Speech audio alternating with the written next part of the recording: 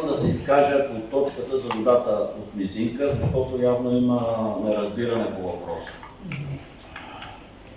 Искам на всички да ви припомня как изглеждаше Велинград в края на 20 век и как изглеждаше в началото.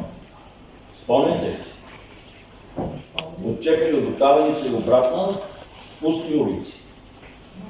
Хората беха отишли на горбет по Италия, по Испания, по Англия. Нямаше къща, от която да няма горбетчия. И сега е така, които да живеят. И сега е празник, даже по-сега. Всичко се продава. И знаете ли какво беше препитанието тогава? Гаражни работилнички, в които работеха по един-двама души, правеха мебели и се почухме с най-некачествените мебели в България. С това станахме тогава известни. Вдигаше се прахоляк, хвърчаха трици, въглищата беха затиснали небето и примерно 2 години може човек да обикаля из Велинград и да не види една жена с количка. Сега си много деца трябва да Сега да там. Не ни обиждавай. Но, понеже е казано, че Велинград е благословен, да, благословен е, защото ние имаме природата и имаме водата. За разлика от градове, като Видин, Плевен, Габрово и така нататък. И благодарение на това и водата, Велинград, пак повтарям, е благословен. Но той е и вечен и това го правим ние хората. Ако си спомняте, имаше момичета и момчета, които започнаха строителството на хотели и впрегнаха водата. Постепенно набрахме скорост. Тяхната бързина доведе до това Велинград да бъде провъзгласен за спа столица. Както на България, така и на Балканите. Инвестиционният интерес към Велинград нарасна. Откриха се много работни места.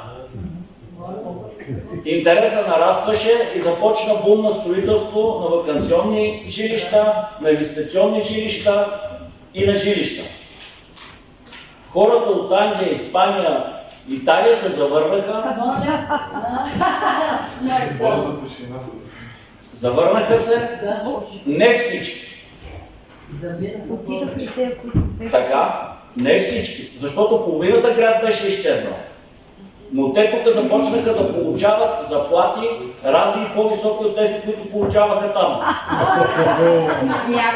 Съоръжено са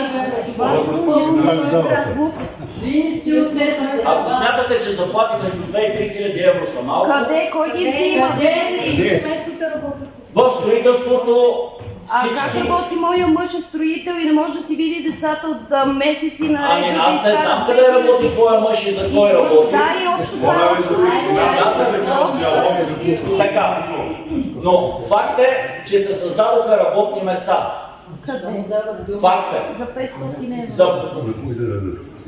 Значи толкова е специалист. Създадоха се работни места, върнаха се хората, къщите се улюдиха, започнаха да се разкриват магазини. Магазини започнаха, хранителни, квартални магазини, започнаха веригите да разкриват магазини, защото те няма да разкрият магазини, ако не виждат потенциал в града. Вие живеете в друга атмосфера, не в града. Тези магазини факти са факт са. Когато влизам аз в кварталното магазинче, винаги пред мен има хора. Когато влизам в зеленчуковия магазин, пред мен има хора. Като влизам в месарницата, пред мен има хора. Велинград, благодарение на тези хора, се събуди, създадоха се работните места, започнаха външни и местни инвестиции и Велинград стана една от най-популярните дестинации. Да. Беше едно време. Било е. Моля за тишина. В България се признават, че ние сме номер 1 дестинация. И по улиците, за разлика от времето, за което ви споменах, на всеки ъгъл може да видите майка с колички, по две, по кафенетата, бащите взеха да бутат количките, бабите и дядовците. Идете в парковете и вижте. Ходили ли сте по парка? Да видите какво се парка парка. Менете. Аз не говоря за парка, говоря за хората, които са там и децата, Вие които са там. взехте парка. Да строите Госпожо, парка. това не е тема на днешния разговор. Точно това е. Не е тема. И спрете да репликирате. Дръжте се малко прилично. Ама ще се дали. Вие цял живот един пирон не сте забили и тук говорите. Диалога, Ти ще кажеш. моля ви за тишина, господин Даскалов, продължете, ако имате още. Значи ние нямаме право. Повода, който беше да вкарам точката, преди около 2 месеца се състоя в България един симпозиум на Европейския съюз. Този симпозиум изведе на предно място здравето в Европейския съюз, тъй като населението е застаряващо. Разработени са програми, които ще бъдат предложени на Европейската комисия, гражданите на Европейския съюз да ползват между 10 и 15 дни годишно. Така наречен здравен туризъм. Изведено беше болниците в Варна, денталните, ако не бъркам, в Гоце Делчев гинекологични. И аз съм сигурен, че ето нашата болница ще вземе изключително дейно участие и ще допринесе за развитието на града. Но най-голяма тежест беше дадена на болно лечение. Най-голяма тежест. Беше даден пример с Карлови Вари. Искам да ви кажа, че Велинград, така в нашото глави е най-голям, че е номер 1, но не забравяйте, че се правят инвестиции в Сливенски, Старозагорски, Хасковски минерални бани, Павел баня. Конкуренцията е жестока. Жестока е конкуренцията. И нали знаете икономическото правило? Не големия изяжда малкия, а бързия бавния. И благодарение на тези момичета и момчета, които докараха Велинград като спа столица, ние добихме тази известност. Защото това можеше да отиде в Сандански, можеше да отиде в Поморие и така нататък. Това е повода. Причината, аз поради тази причина изтеглих миналия път точката, исках с колегите да направим консултация. Строителството прехвърли пика, продажбите са спаднали и в рамките на една година най-вероятно ще бъдат освободени около 1000 човека.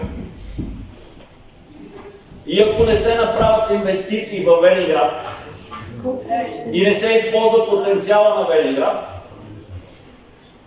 ние рискуваме да загубиме нови хора в детеродна възраст. И проблема ще бъде ли разрешен с тези 200 работни места, за които говорите вие? Ами вижте, като всяко работно, примерно 200 работни места предполага, че може би циклично по 50 деца ще има циклично. Всичко това създава работни места. Ама чакайте да се изкажем, после питайте. Защото правото забележка за това, че водиме диалог. Това не е тема. Защо ни водите от 9 директора? Ами за да разберете необходимостта. И тук става въпрос, и тук пак става въпрос. За половин, вчера казах шепа, бехте недоволни от шепа. Ето сега казвам, че става въпрос за половин бутилка вода, която половин бутилка вода ще доведе пряко и косвено до около 200 работни места. Плюс това тук се казва, че някой е взел водата. Аз искам тук да попитам хората, които пишат там, кой е номера на разрешителното за водовземане на детската градина?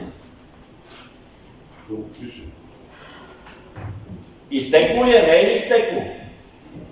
Ми удължете го. Както правите на други.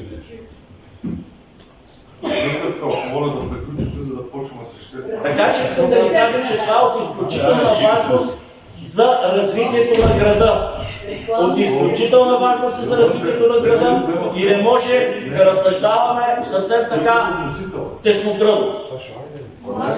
А колкото до детската градина, аз си направих една справка, това също беше повод да изтегла точката, направих една справка с специалисти, които доказаха, поне пред мене, на хартия, че най-скъпото отопление ще бъде с тази минерална вода. Благодаря ви, господин Това е Петров. което Защо се отоплява така? Не по тема за това, като вносител изтегли си точката преди да почне.